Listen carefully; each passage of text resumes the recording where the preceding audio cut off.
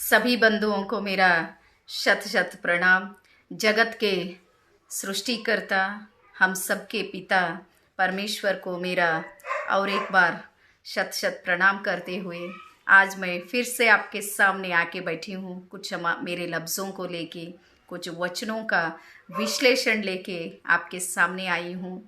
जो हमारे शिव शरण लोग थे, वो कभी भी ऐसे इतने बड़े बड़े परीक्षाएं उन्होंने पास किया है कि शायद मुझे तो ऐसा लगता है कि अगर वो कोई थोड़ा सा कोशिश करे तो आज का जो आईएएस आईपीएस जो एग्ज़ाम्स है वो बहुत कम लगते हैं उनके सामने।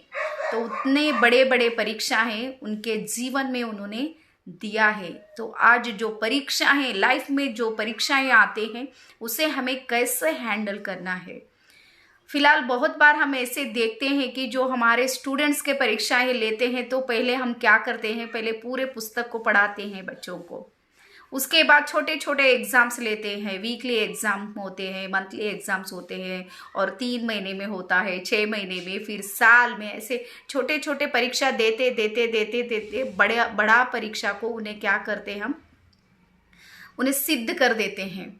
लेकिन ये जो लाइफ है, ये जो जीवन है, यहाँ जीवन में कभी भी छोटे छोटे परीक्षा इसे बोल के नहीं आते। जो भी आते हैं बड़े बड़े परीक्षा आते हैं। तो जो लोग हम ये समझे कि ये कोई ऐसा कोई सिचुएशन आए, उसे हम कैसे, एक परीक्षा है इसे मैं कैसे पास करूं, ये समझने की एक जो ट्रिक है, वो ट्रिक ने जेडर दासी मैया जी अपने वचन में बोला है। तो वचन मैं पहले कन्नड़ा में बोल दूंगी, उसके बाद उसे मैं हिंदी में ट्रांसलेशन करूंगी। तो ऐसा है, हर तन्न भक्तर तिरिवंते ಮಾಡುವ ವರೆದು ನೋಡುವ ಮಿಸುನಿಯ ಚಿನ್ನದಂತೆ ಅರೆದು ನೋಡುವ ಚಂದನದಂತೆ ಅರಿದು ನೋಡುವ ಕಬ್ಬಿನ ಕೋಲಿನಂತೆ ಬೆದರದೆ ಬೆಚ್ಚದೆ ಇರ್ದಡೆ करविड़िदेत्तिकोंब नम्म रामनाथा। तो इसका मतलब ये है कि जो भगवान है वो भगवान अपने भक्तों को कैसे कैसे परीक्षाएं लेता है।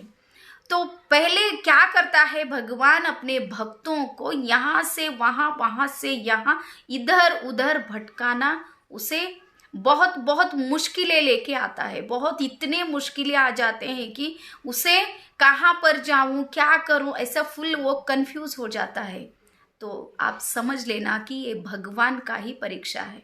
बहुत बार ऐसे होता है कि जो हमारे होते हैं उनके ऊपर बहुत से हमें विश्वास होता है, फिर भी हमें वो धोखा दे देते हैं। तो इसका मतलब ये है कि जो व्यामोह है, उनके ऊपर का जो भरोसा इतना ज़्यादा हमारा बढ़ जाता है कि भगवान से भी ज़्यादा जो कुछ भी, अगर हम लाइफ में भगवान से ज़्यादा अगर किसी को भी चाहे, मैं सच्ची में बोल देती हूँ, और हमें छोड़कर जाएगा।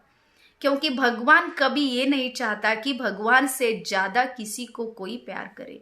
क्योंकि जो स्वयं निराकार है उसे पता है कि ये जो सारे जो जीव जंतु है ये सब नश्वर है, कुछ दिन का मेहमान है हम सब। इसके लिए लिमिटेशन में ही हमें रहना है, उससे बढ़िया या उससे आगे जाके हमें जीना नहीं है। तो भगवान क्या करते हैं, अपने भक्तों को इधर से इधर बहुत से समस्याएं दे के उन्हें क्या करते हैं, भटका देते हैं। तो ये पहली परीक्षा। और उसके बाद क्या करते हैं, अगर भगवान हमें भटकने को शुरू करे, बहुत से मुश्किलें आ गए, हमें पता चलता है ये कुछ परीक्षा है, तो भगवान उसी हिसाब से शांत नहीं होता, वहां पर भी एंड नहीं होता परीक्षा। फिर सेकंड एग्जाम होती है।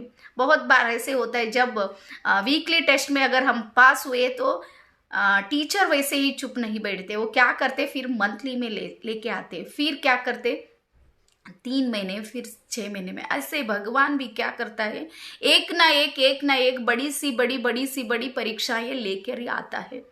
तो दूसरी बार वो क्या करता है कि वरेदु नोडुव मिसुनिय चिन्नदंते, मीन्स जो सोना होता है, जो खरा सोना होता है, सच्चा सोना होता है, वो अगर सोने को हम सोनार के पास लेके गए, गोल्ड के हम शॉप पर लेके गए, तो शॉप जो रहता वो मालिक ऐसे ही देख के वो, हाँ ठीक है ये सोना है, चलो रखो और पैसे लेके जाओ, इतना होगा हिसाब नहीं करेगा। वो क्या करेगा, उसे सीधा लेके जाके आग में डालेगा। जब आग में डालेगा तो वो पूरा सोना क्या होता है, आग में पूरा पूरा गिल जाता है। उसके बाद पता चलता है कि ये सोना खरा है या खोटा है। तो वैसे ही हमारे जीवन में अगर इतने तकलीफें हमें बहुत ज्यादा आ रहे, बहुत आग के साथ हम खेल रहे हैं, बहुत बार ऐसा होता है, जो सच्चे लोग रहते हैं, जो अच्छे लोग होते हैं, उन्हें ही बहुत बार जलना पड़ता है, बहुत से कष्टों के साथ बहुत से तकलीफें उठानी पड़ती है। तो आप ये समझो कि हमारा एक परीक्षा चल रहा है। भगवान कभी भी हमें तकलीफ देना नहीं चाहते, लेकिन दुनिया को बताना चाहते हैं कि हम कैसे हैं। तो हर एक परीक्षा को उसके प्रसाद समझकर हमें स्वीकार करना है। तो मैं यहाँ पर एक एग्जाम्पल दूंगी, जो बहुत बार हम टीवी पर देखते हैं, जो घोड़ों का रेस लगता है। तो जो मालिक अपने घोड़े को इतने प्यार से संभालता है, छोटे बचपन से लेकर बड़े होने तक उसे बहुत बहुत प्यार से संभालता है, बहुत अच्छी देखभाल करता है, जब वही घोड़े को रेस में जब दौड़ाने को शुरू करते हैं तो वही मालिक क्या करता है, उसे चांटा मारने को शुरू करता है। जब वो चांटा मारता है तो उसके बाद घोड़ा क्या करता है, रेस में भागने को शुरू करता है। तो इसका मतलब ये नहीं होता कि जो मालिक है एकदम को वो क्रूर नहीं होता, या उसके ऊपर से जो भी प्यार था वो खत्म हो गया, ये कुछ भी नहीं होता। ये क्या होता है, एक मिनट, वो क्या होता है कि वो परीक्षा जो होती है, जो रेस होता है, वो रेस में अपने जो घोड़ा होता है अपना, उसे जीत पाना बहुत जरूरी होता है। तो इसका मतलब ये होता है कि घोड़े का जीत है वो वही जीत मालिक का जीत है। ऐसे ही भगवान हमें कुछ चाटा मार रहे हैं, कुछ हमें बहुत से तकलीफें आ रहे हैं, बहुत से समस्याएं हमारे जीवन में आ रहे हैं, तो वो जो भी चाटा है, वो चांटे का मतलब यही होता है कि भगवान हमें जिताना चाहते हैं। अगर आप सोचो, अगर हमें सब कुछ मिल जाता था, आज फिलहाल आज का ही मैं बात करती हूँ, अगर मुझे 100% सब कुछ मिलता था, बचपन में मेरी माँ होती थी और मेरे पिताजी बहुत अच्छे होते थे, और बड़े होने के बाद बहुत से अच्छी मेरी जो क्या बोलते हस्बैंड का घर मिलता था, और उसके हिसाब से मेरे बेटी मेरे साथ, आज अगर मेरी बेटी रहती तो आज वो SSLC पास होती थी। अगर वो सब कुछ मिलता था मुझे, तो मैं आपके सामने नहीं बैठती थी। वो सब एक एक जो भी मेरे से छीन गया, तो इसका मतलब यही है कि और कुछ देना चाहता है भगवान। बहुत बार ऐसे होता है, सब कुछ हमें मिलने के बाद हम दूसरों के तरफ नहीं देखते, क्योंकि वो फीलिंग नहीं होती हमें। अगर मैं अभी चाहती हूँ कि जो बहुत गरीब लोग हैं उन्हें मैं बहुत हेल्प करना चाहती हूँ, क्योंकि वो गरीबी मैंने महसूस किया है। वो गरीबी का जो भी तकलीफ है वो मुझे मालूम है कि कितना तकलीफ होता है गरीबी का। इसके लिए मैं हेल्प करना चाहती हूँ। अगर मैं गरीबी अगर महसूस नहीं करती तो मैं हेल्प ही नहीं करती। इसके लिए भगवान क्या करता है, हर एक का अनुभव देना शुरू करता है, हर एक ऐसा सिखाता है कि वो जिंदगी भर हमें याद रहे। इसके लिए जो भी परीक्षाएं हैं उसका प्रसाद समझकर हमें आगे बढ़ना है, डरना नहीं है, पीछे नहीं हटना है। बहुत बार ऐसे करते हैं कि एक हद तक हम चलते हैं, भागते हैं, दौड़ते हैं, उसके बाद थक जाते हैं। मैं परसों एक मैसेज डाली थी, जो कॉमन लोग होते हैं वो क्या करते हैं, बॉडी जब उनका थकता है तब वो रुक जाते हैं, कॉमन लोग। लेकिन जो जीतने वाले लोग होते हैं वो जब थकते हैं, जब वो जीत जाते हैं तभी थकते हैं, तब तक वो नहीं थकते। इसके लिए हम तो स्वयं भगवान के बच्चे हैं, हम कभी थके नहीं। आप समझो, एक पत्थर है, एक पत्थर को क्या करता है शिल्पकार, पूरे छन्नी से मार मार के उसे मूर्ति बना देता है। तो स्वयं भगवान का निर्माण ही तकलीफों से गुजरता है, तो हमें कैसा तकलीफ ना हो, जरूर होगा। इसके लिए हमें कुछ संभालने की जरूरत है और हमें महसूस करने की जरूरत है कि ये जो परीक्षा है मेरे अच्छे के लिए आया है।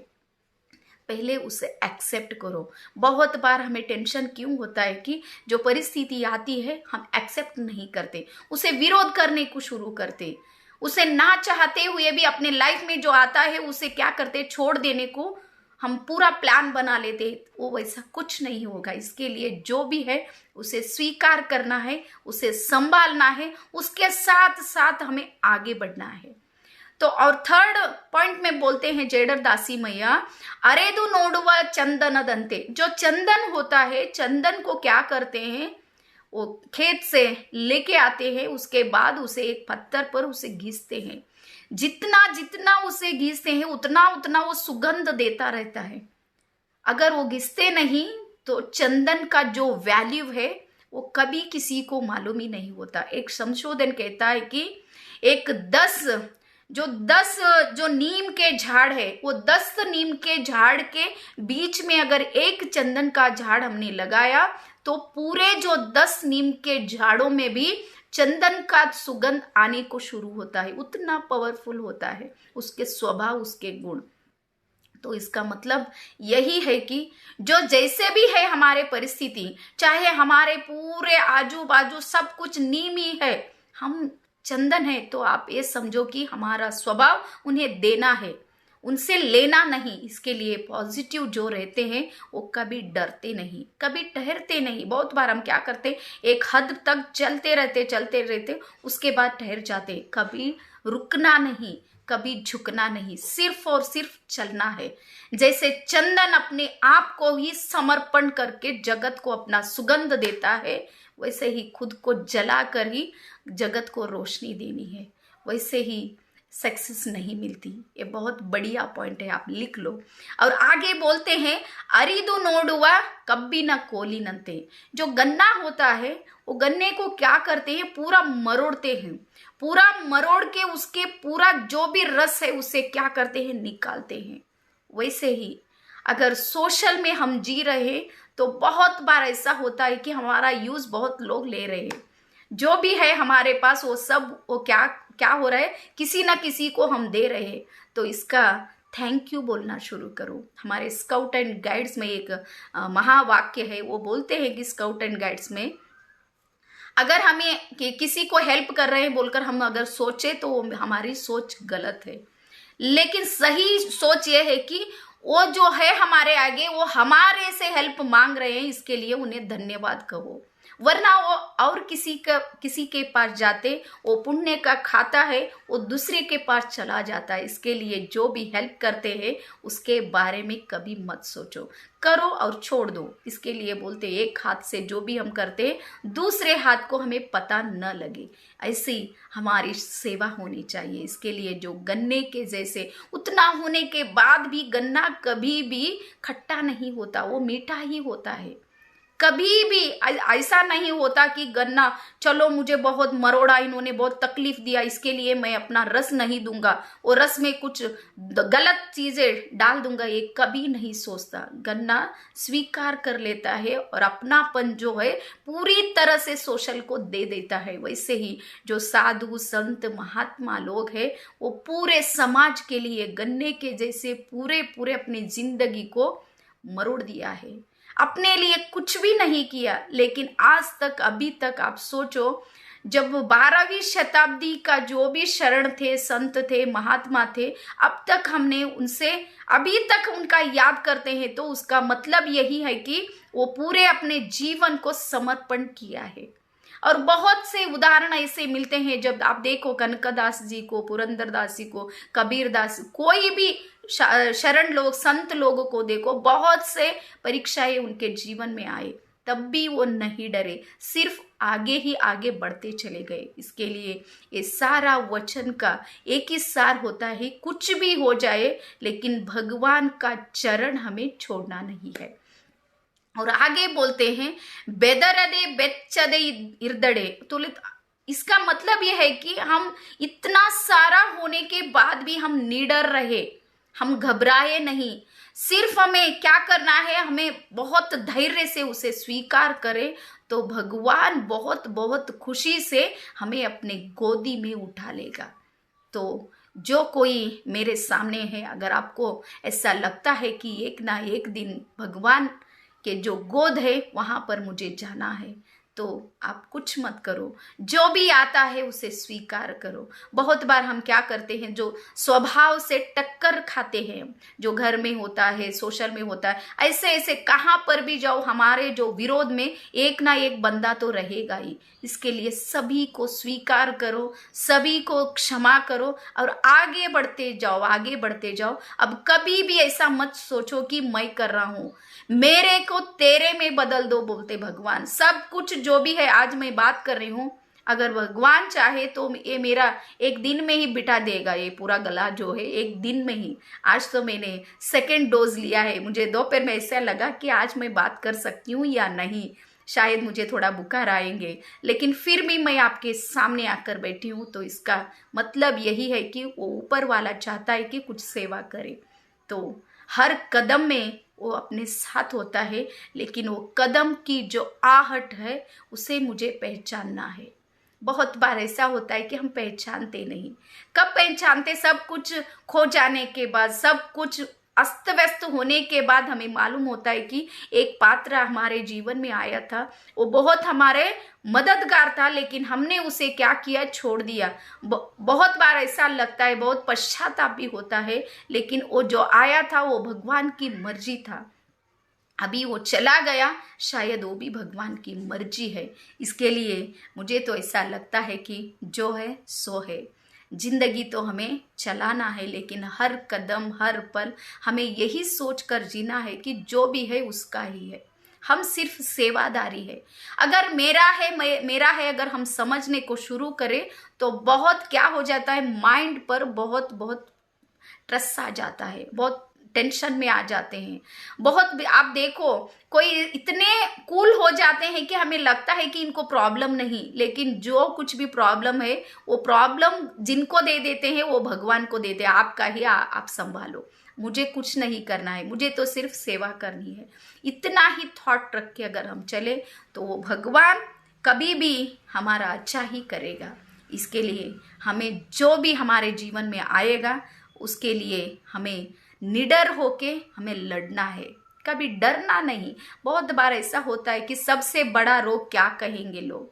बहुत बार अभी मैं हिंदी में स्टार्ट करी, बहुत लोगों को क्वेश्चन है कि क्यों हिंदी में क्यों करें। लोगों का काम ही है कहना, क्योंकि वो जिंदा है ही कहने के लिए, तो कहने वालों को कहने दो। हमें जो हमारे आत्मा साक्षी बोलते देखो, वहाँ पर जो अच्छा लगे वही हम करेंगे।